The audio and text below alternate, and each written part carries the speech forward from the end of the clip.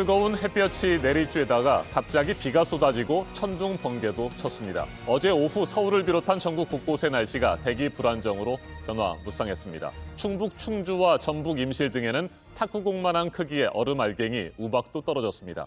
도로를 달리던 차량들이 긴급히 대피했고 농가의 앞마당은 우박으로 뒤덮였습니다. 네, 오늘도 전국 곳곳에 또 소나기가 내릴 것으로 예보가 돼 있습니다. 비가 내리면서 낮 기온은 어제보다 2, 3도 더 내려가겠습니다. 이재승 기자입니다. 하늘에서 후두둑 떨어지는 건 비가 아니라 우박입니다. 차량 유리와 천장에 부딪히는 소리가 요란합니다. 도로를 달리던 차량 여러 대가 다리 밑으로 대피했고 근처 농가 앞마당은 순식간에 하얀 얼음밭이 됐습니다.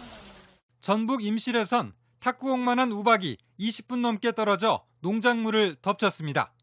서울의 한 공원에선 갑작스럽게 내린 소나기에 어린이집 선생님들이 돗자리 우산을 만들었습니다.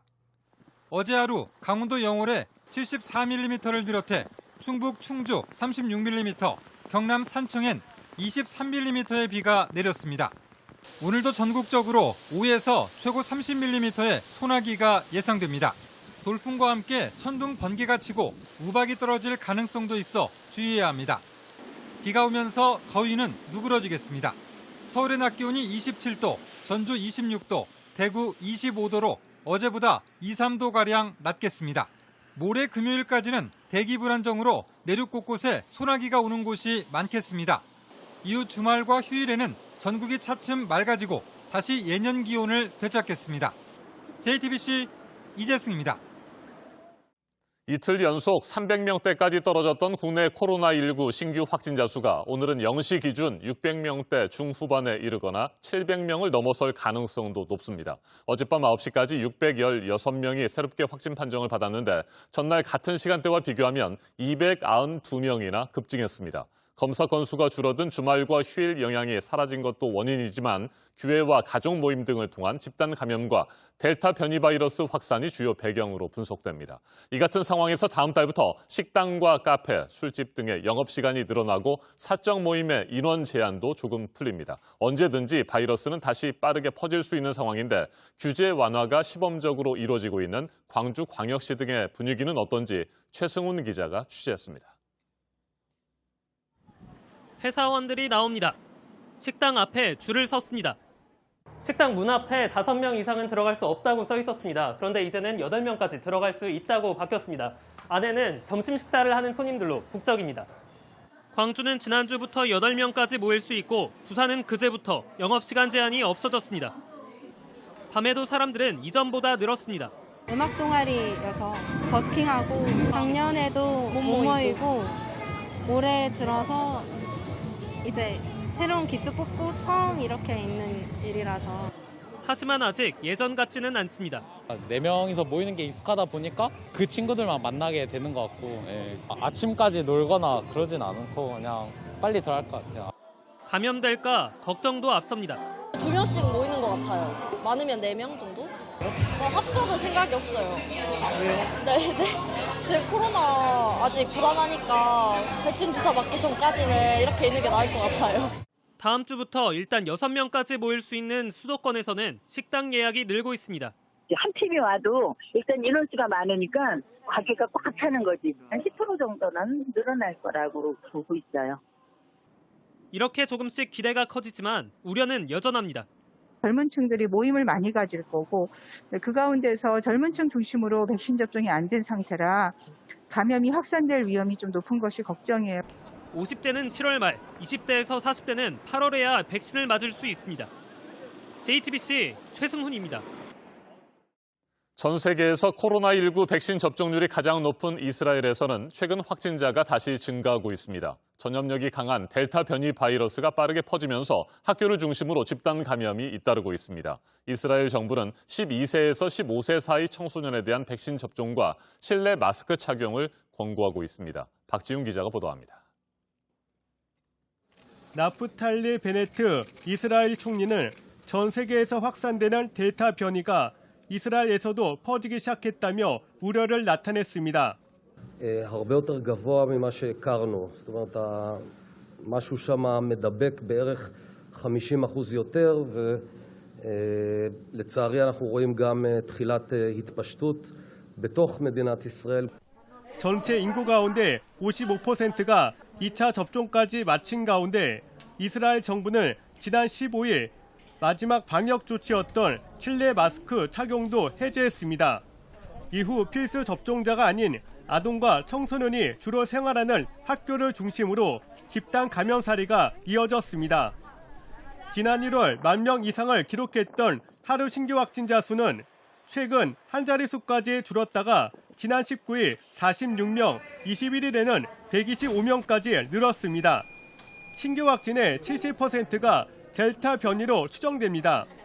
정부는 급히 방역 정책의 방향을 바꾸었습니다. 우선 12세에서 15세 연령대의 아동 청소년의 백신 접종을 강력하게 권고했습니다. We came today to vaccinate Chen. She is 13 years old, and I was waiting until the Minister of Health will give the approval to vaccinate her age. 또 실내 마스크 착용을 다시 의무화하고 해외 여행을 자제해달라고 당부했습니다.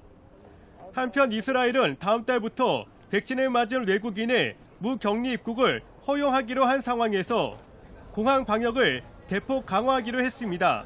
JTBC 박지윤입니다. 네, 시장의 변동성이 커지고 있는 가상화폐 소식인데요. 지난 4월에 6만 5천 달러 가까이 갔던 가상화폐 비트코인 가격이 어젯밤에 한때 심리적인 저항선이라는 3만 달러 아래로 내려갔습니다. 전문가들은 추가 하락을 말하고 있습니다. 박병현 기자입니다. 글로벌 코인 중개 사이트인 코인마켓캡 홈페이지입니다. 대표적인 가상화폐인 비트코인 가격이 우리 시간으로 어젯밤 한때 28,893달러까지 떨어졌습니다. 비트코인 가격이 3만 달러 아래로 내려간 건 지난 1월 이후 약 5개월 만입니다. 오전 6시 현재 3만 2천 달러대로 회복했지만 6만 5천 달러 가까이 올랐던 지난 4월과 비교하면 반토막에 불과합니다. 전문가들은 가상화폐 시장의 변동성이 앞으로 더 커질 걸로 보고 있습니다. 중국의 강경책이 가장 큰 이유로 꼽힙니다. 중국이 가상화폐 채굴장 단속을 강화하며 채굴장들이 줄줄이 문을 닫고 있습니다. 중국은 전 세계 가상화폐 채굴량의 3분의 1을 차지하는 것으로 알려져 있습니다. 중국 인민은행도 금융기관들의 가상화폐 계좌를 색출하라고 지시를 내린 상태입니다. 이에 따라 중국 주요 은행들은 가상화폐 거래 계좌를 막고 계좌를 없애기로 했습니다. 중국 내 최대 전자결제 업체 알리페이도 가상화폐 사업자인 알리페이 서비스를 제공하지 않겠다고 발표했습니다. 일부 전문가들은 비트코인의 심리적 저항선이었던 3만 달러가 무너진 상황에서 단기적으로 추가 하락세가 불가피할 것으로 전망하고 있습니다. JTBC 박병현입니다. 밤사이에 뉴욕 증시가 이틀째 상승했습니다. 나스닥 지수는 사상 최고치까지 갔는데요. 인플레이션에 대한 우려 때문에 금리 인상에 성급하게 나서지는 않을 것이라는 미국 중앙은행 파월 의장 발언이 시장의 불안감을 줄여줬습니다. 임종주 특파원이 전해왔습니다. 제롬 파월 미 연방준비제도 의장이 의회에 출석해 경제 상황에 대한 견해를 밝혔습니다. 우선 인플레이션 우려에 대해 지금의 물가 상승은 일시적인 것이라고 진단했습니다. The rebound in spending as the economy continues to reopen, and the exacerbating factor of supply bottlenecks, which have limited how quickly production in some sectors can respond in the near term. 공급이 수요를 따라가지 못하는 단기적 병목 현상 때문이라는 설명입니다. 가격 상승의 대부분이 중고차나 비행기값, 호텔비 같은 곳에서 발생했는데 경제가 빠르게 회복되면서 업계가 제대로 대응하지 못했다는 것입니다. 이런 현상이 예상보다 더 크고 오래 지속되고 있다고 시인하고 다만 시간이 지남에 따라 회복될 것이라고 덧붙였습니다. 병목 현상이 해소되면 물가 상승률이 장기 목표치인 2% 수준으로 내려갈 것이라는 기존 입장을 재확인한 것입니다. Continued progress on vaccinations will support a return to more normal economic conditions. 제롬 의장은 특히 인플레이션 우려 때문에 금리를 선제적으로 올리지는 않을 것이라고 밝혔습니다. 뉴욕 증시 3대 지수는 조기 금리 인상 우려에서 벗어나며 이틀째 반등했습니다. 나스닥은 0.8% 상승으로 14,259지에 오르며 사상 최고치를 경신했습니다. 앞서 연준은 지난주 2023년 두 차례 금리 인상 전망과 자산 매입 축소 논의 시작을 언급해 시장이 출렁였습니다. 연준 일각에선 2022년으로 금리 인상이 앞당겨질 수 있다는 견해도 제시된 바 있습니다. 따라서 경제적 불확실성은 여전한 만큼 긴축 가능성이 사라진 것은 아니라는 신중론도 나오고 있습니다. 워싱턴에서 JTBC 임종주입니다. 홍콩 시민들을 또 한 번 분노하게 만든 일이 있는데요. 홍콩의 반중 매체인 빈과일보 발간이 이번 주에 중단될 수 있다는 얘기가 나오면서입니다. 홍콩의 행정장관은 언론 자유에 대한 탄압이 아니라는 얘기를 하면서 국가 안보를 또 내세웠습니다. 이 소식은 박성훈 특파원이 전해드립니다. 홍콩 시민들이 빈과일보를 사기 위해 줄을 섰습니다. 한 시민은 한꺼번에 수십 부를 삽니다. 경찰의 폭력 진압과 송환법 제정을 비판해온 빈과일보가 이번 주말 폐간될 것으로 알려지면서입니다. 言論自由被收窄，普通市民都感受到呢份壓力。一諗起呢度，其實我好心痛。 홍콩 경찰은 일부 기사가 보안법을 위반했다며 편집국장 등 5명을 체포한 데 이어 회사 자금까지 동결시켰습니다. 由2019年開始到現在咧，我哋發現到咧喺呢個蘋果日報入邊咧係有數十篇咧都係呼籲外國咧係制裁香港同埋呢個嘅中華人民共和國嘅。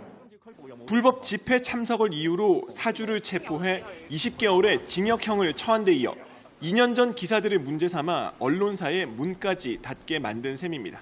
Of course, it will have definite impact on the press freedom here in Hong Kong, because first of all, it will create a chilling effect, although the government denies that. 시민들은 진실을 밝히는 게 무슨 소용이냐며 거리 시위에 나섰고, 미 국무부는 독립언론을 표적으로 보안법을 선별적으로 사용한 것은 정치적 동기 때문이라고 비판했습니다. 여론이 악화되자 홍콩 행정장관이 직접 나섰습니다. 我哋處理緊嘅唔係一個新聞機構嘅問題，亦都唔係一個新聞報導嘅問題，係一個危害咗國家安全嘅嫌疑嘅行為。 이런 가운데 홍콩에 있는 대만 사무소가 하나의 중국 원칙에 대한 서명을 요구받자 이에 반발해 철수하기로 하는 등 대만 역시 홍콩과의 사실상의 단교에 들어갔습니다. 베이징에서 JTBC 박성훈입니다.